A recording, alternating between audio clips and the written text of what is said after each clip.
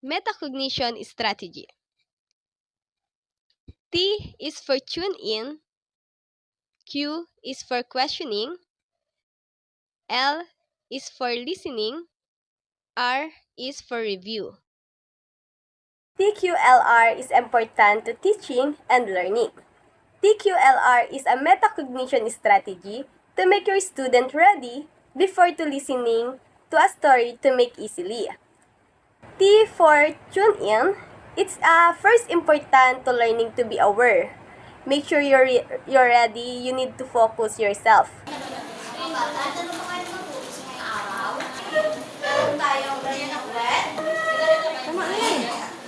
Brown, black, yellow, purple, orange, and blue.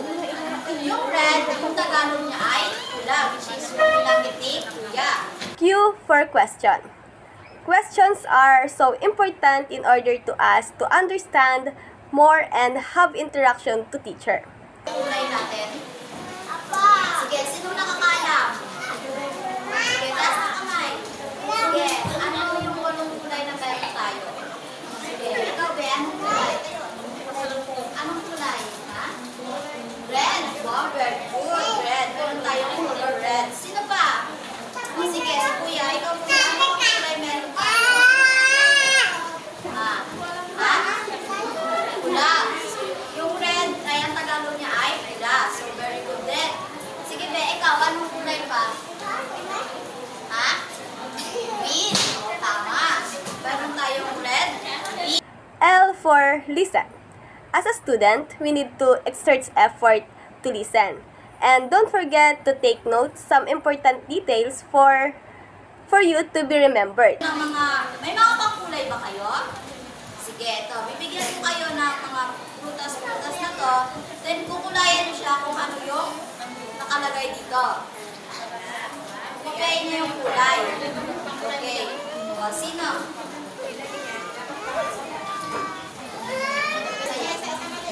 Tingnan niyo kung ano yung kulay.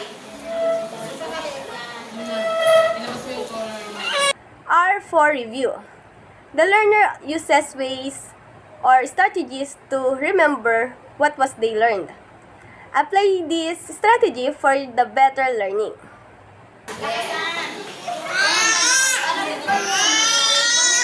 Sa walong kulay natin. Sige, sino nakakaalam? Sige, taas ang kamay. Sige, ano yung walong kulay na meron tayo? Sige, ikaw be, anong kulay? Anong kulay? Ha? Red. Wow, very good. Red. Meron tayong color red. Sino pa? Sige, si kuya, ikaw kuya, anong kulay meron tayo? Ha? Ha?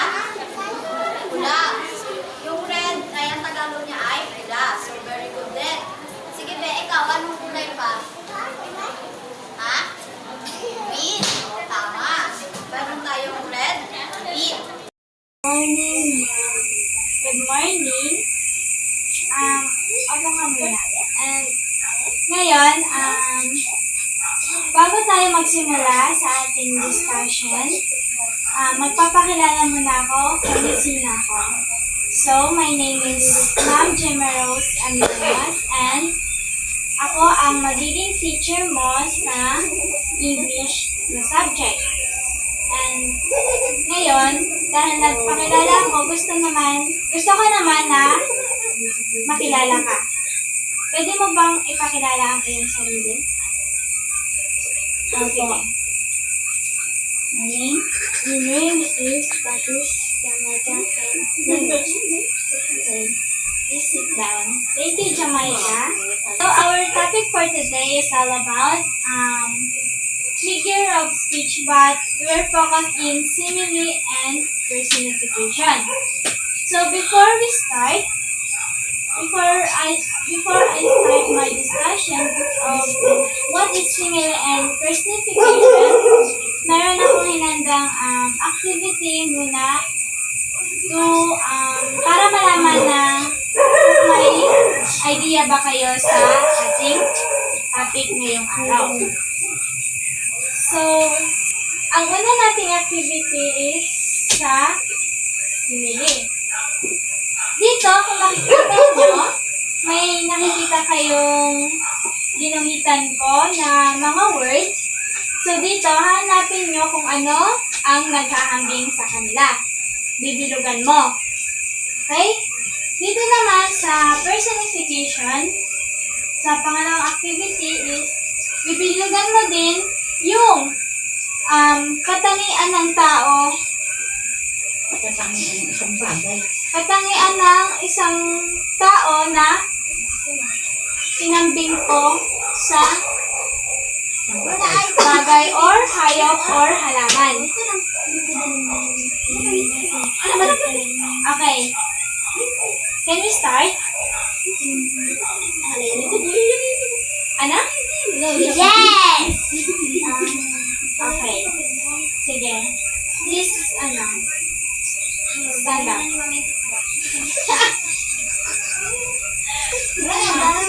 Encircle. Encircle. No, encircle. Yung naghahambing sa kanya. Basahin ko. Gusto mo basahin ko and explain? Okay.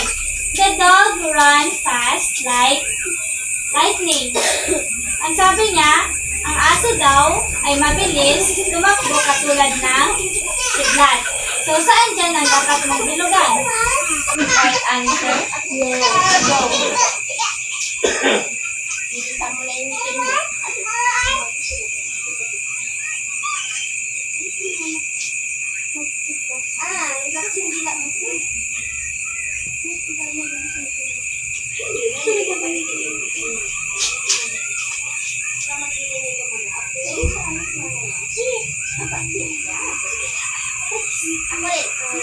Bilis mo yung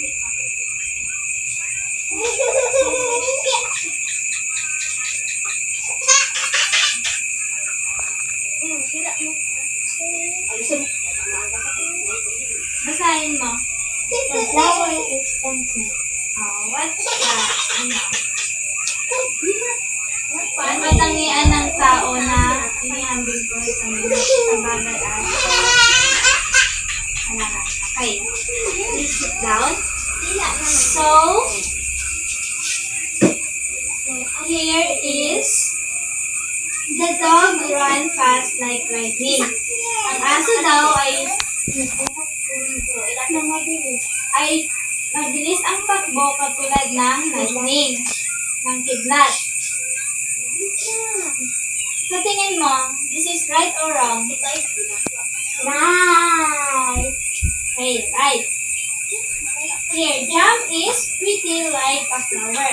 So, si Jam Jam daw ay maganda katulad ng bulaklak. This is right or wrong? Okay, right. Here, the flower is dancing. So, ang bulaklak daw ay sumasayaw. Right or wrong? Right. Right. This one, can you read it? The wind is blowing. Translate in Tagalog.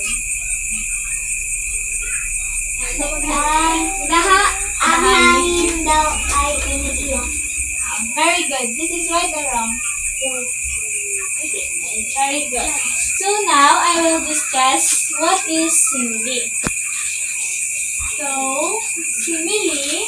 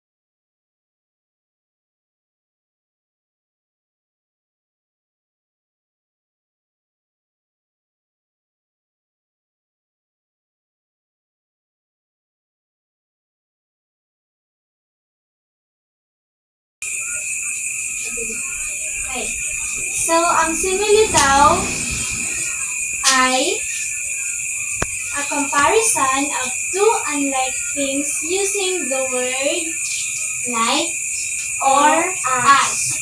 Simile ay paghahambing ng dalawang magkaibang bagay gamit ang salitang tulad or parang. Halimbawa, his face was as white as snow. Ang sabi niya, ang kanyang mukha daw ay kasing puti na parang snow. Gets? Yes.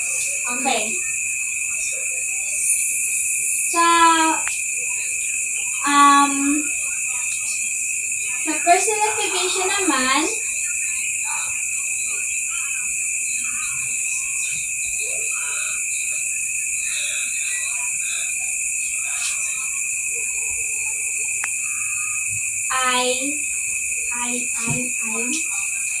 ito ay ang giving human qualities to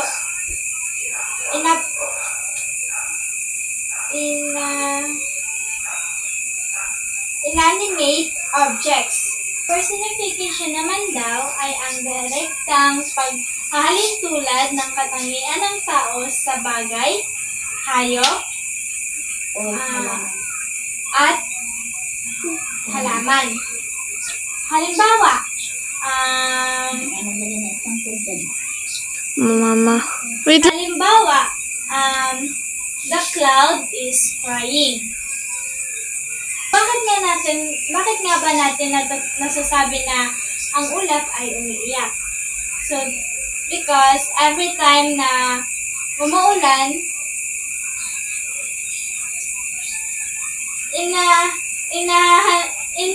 hahalin tulad natin ang ulap sa taong umiiyak. Diba? So, ang simile. Ano nga ulit ang simile?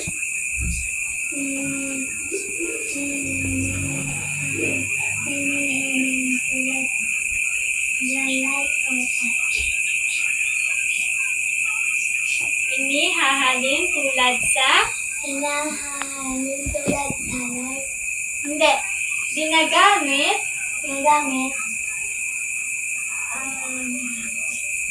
Oh. So, ang simile ay inahahambing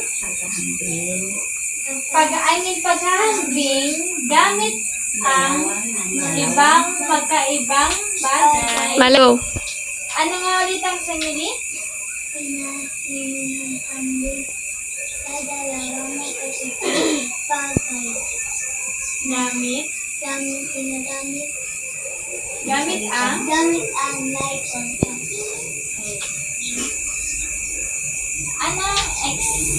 sige, kung alam mo na, ano ang may bibigay mong example sa simile?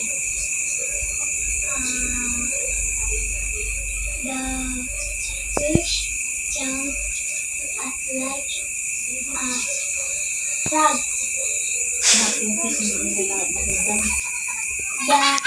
The plane is flying like a bird. Okay, very good. So now, dahil alam mo na kung ano ang simile and personification, I will give you review. So ngayon, if you really know what is simile and personification, I will give two example and sasabihin mo kung ito ba ay simile or personification. Okay?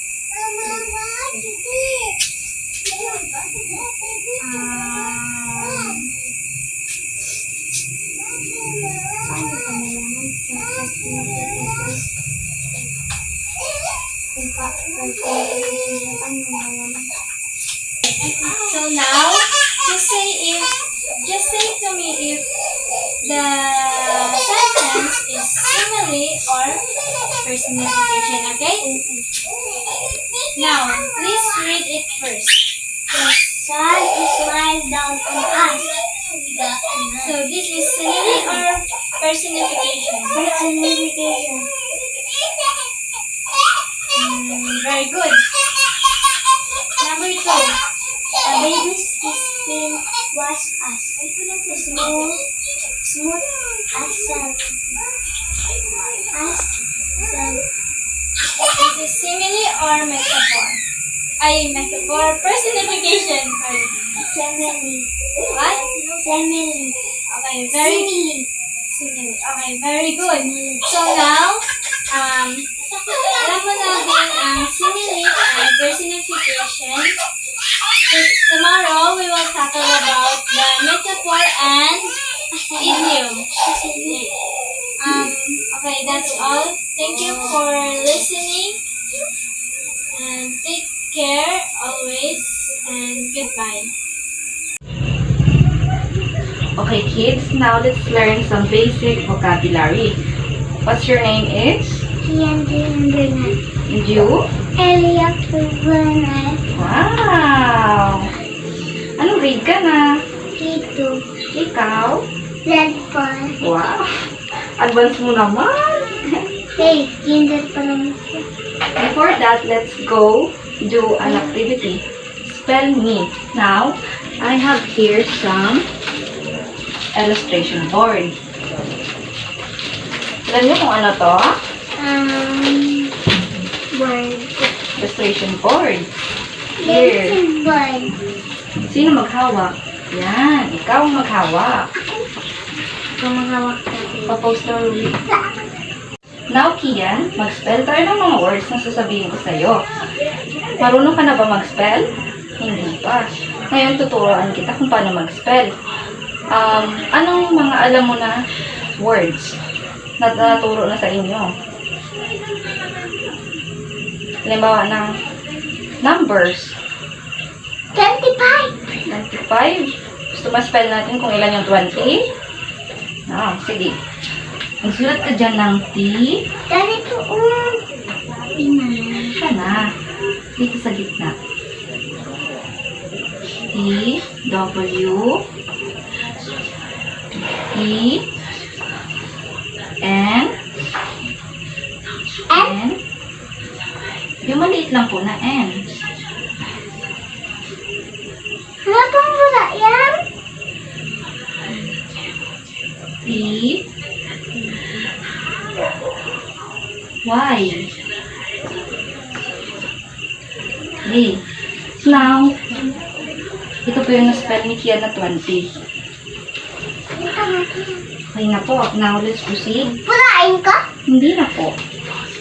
So, yung basic vocabulary, Kian, is magpo-focus tayo ngayon sa mga common words like sa pamilya, colors, numbers, and toys and also foods. Alam mo ba kung anong color to? Green. Green. Nakakita ka na ba ng kulay green? Yay! Yung kulay green. Nakakita ka na ng gray? Wow! Nakakita ko ng orange. Orange ang nakita. Doon sa tabi ni ma'am. Di ba yung orange pwede rin siyang kulay? Pwede rin siyang prutas. Nakakita na kayo ng orange na prutas? Yes! Favorite natin yun, di ba? Apa! Yay! Ngayon, sa family members naman. May mama ba kayo? Apa. Okay. What do you call the mother of your mommy?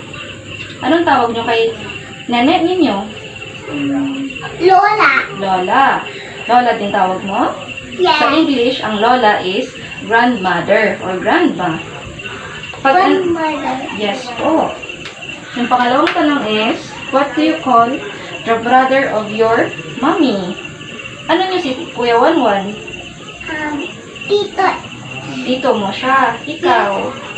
Tito Tinto. Tito mo rin siya? Wow! Nakabili sa ng kami ng unan. Siya nagbili nun? Yes. Okay. Matagal pa. Okay po, yung pangatlong tanong is, what do you call an old lady that you know? Anong tawag niyo sa kanila? Tita. Tita? Or? Auntie? Auntie. Yes, pwede rin lola pag masyado na siyang matanda. Yes. Ngayon, magpipicture guest tayo. Ito na yung mga toys, di ba? Sinabi ko sa inyo kanina, mag-focus tayo sa toys. Apa. Anong toy to? Teddy bear. Teddy bear. Marami sila, kaya sinabi dapat is teddy bears. Yes. Ano to? Truck. Truck? Or cars? Di ba? Pwede rin. Ito, di ba meron kayong ganito? Apa. Ano yan siya? Car. Hindi yan siya car. Ano sabi mo? Bike. Bike. Wow! Bike. Anong color ng bike nyo? Akin orange yun. Wow! Uy, akin yung orange pa. Akin yung orange yung akin. Okay. Akin yung marunong po ako blue sa akin. Okay, marunong ka rin. Papa. Ngayon, alam niyo ba kung ano yung mga pagkain? Papa. Biscuit. Biscuit. Anong paborito niyong pagkain? Sa akin ano? Ice cream. Ice cream sa'yo. Akin po orange. Or Ano? watermelon. Totoo. Ngayon, tapos na yung klase natin. Thank you. Welcome. Bye-bye.